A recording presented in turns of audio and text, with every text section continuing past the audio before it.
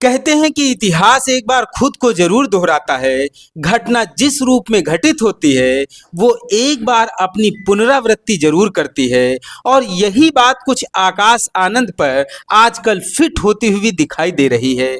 आकाश आनंद 2019 में जब से सक्रिय राजनीति में आए हैं उसके बाद से अभी तक उनका अच्छा रिजल्ट देखने को नहीं मिल पाया है, या यूं कह सकते हैं कि पॉलिटिक्स में अभी तक वो परफॉर्म ही नहीं कर पाए हैं। इसके पीछे की दो बड़ी वजहें हैं।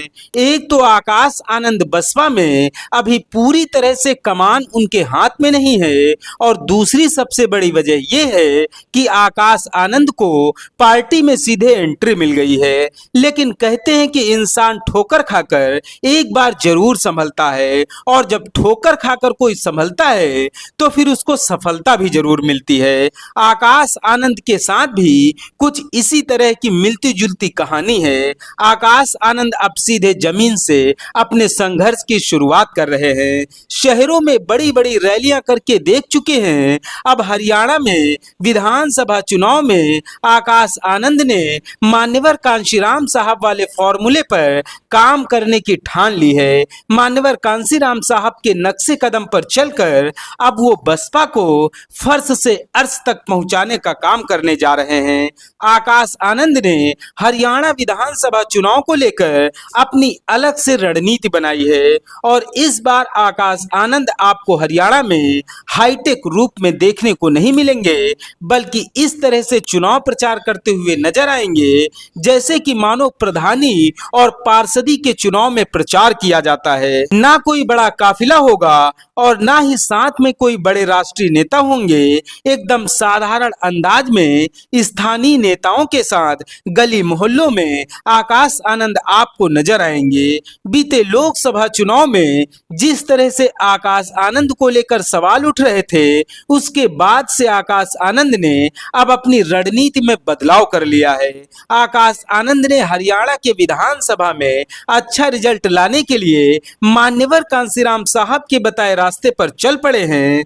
एक तरफ जहां बहन जी हरियाणा में बड़ी रैलियां और जनसभाएं करेंगी तो वहीं दूसरी तरफ आकाश आनंद गांव और खेतों में जाकर लोगों से मिलकर उनके साथ संवाद कायम करेंगे। जिन लोगों ने 90 के दशक में मान्यवर कांशीराम साहब को संघर्ष करते हुए देखा है वो एक बार फिर से वही संघर्ष करते हुए आकाश आनंद को भी देखेंगे। गांव और देहात में एकदम सीधे साधे और साधारण अंदाज में लोगों के बीच में जाकर उनका दुख दर्द जानेंगे। आकाश आनंद हरियाणा के अंदर एक दिन में 2-2 जनसभाएं करेंगे। खेतों में किसानों के बीच में जाकर संवाद करेंगे। बागों में जाकर लोगों से बातचीत करेंगे। गांव में चबूतरों पर बैठकर चौपाल लगाएंगे। 18 सितंबर को जगाधारी से शुरुआत कर दी है। 19 सितंबर को सढ़ौरा और रादौर में जनसभाएं हैं। 20 सितंबर को असंध और इंद्री में जनसभा है। 21 सितंबर को कलायत और रादौर में जनसभा करेंगे। 22 सितंबर को अटेली और सोहना में आकाश आनंद रहेंगे। 28 सितंबर को सढ़ौरा और रादौर में चौपाल लगाएंगे। 2 अक्टूबर को अटेली में संवाद करेंगे और 3 अक्टूबर को नारनौद में लोगों से संवाद करेंगे। आकाश आनंद के लिए हरियाणा का विधानसभा चुनाव काफी ज्यादा महत्वपूर्ण है। इसके पीछे 2 बड़ी वजहें हैं।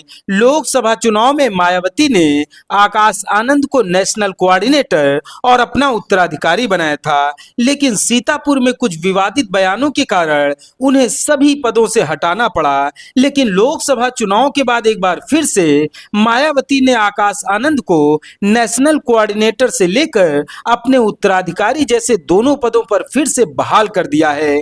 अब आकाश आनंद पार्टी में दूसरे नंबर के सबसे बड़े निर्विरोध नेता हैं। मतलब आकाश आनंद को अब कुछ ही सालों बाद मायावती की जगह लेनी है, लेकिन उसके पहले मान्यवर कांशीराम साहब और बहन जी जैसा संघर्ष भी करना होगा, तभी बसपा को अच्छा चुनावी परिणाम भी मिलेगा।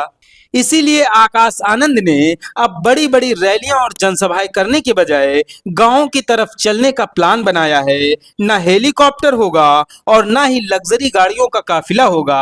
अब आकाश आनंद गांव और खेतों में जनता के बीच में साधारण ढंग से संवाद करते हुए आपको नजर आएंगे। मतलब साफ है कि अब आकाश आनंद को सिर्फ और सिर्फ चुनावी रिजल्ट चाहिए। जिस तरह से गांव और देहात के लोगों को जोड़कर बसपा का जन्म हुआ था, उन्हीं दिनों में आकाश आनंद फिर से जाना चाहते हैं। आकाश आनंद को बसपा को बारीकी से समझना चाहते हैं। आकाश आनंद ने भले ही विदेश में पढ़ाई की हो, लेकिन अब देसी अंदाज में गांव गरीब और देहातों में जाकर लोगों के साथ दिल का रिश्ता जोड़ना चाहते हैं। जिस तरह से मान्यवर कांसीराम साहब और मायावती ने गांव गांव जाकर साइकिल चलाकर और पैदल चलकर बसपा के संगठन को मजबूत किया है, ठीक उसी अंदाज में अब आकाश आनंद भी हरियाणा में संघर्ष करते हुए आपको नजर आएंगे।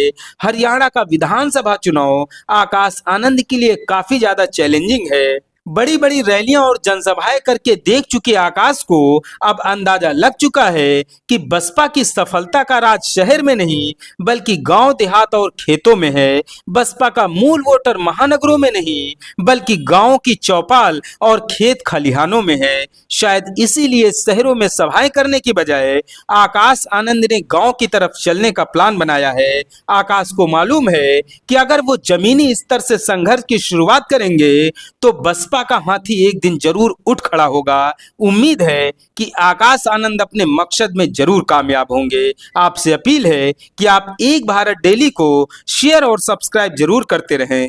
धन्यवाद।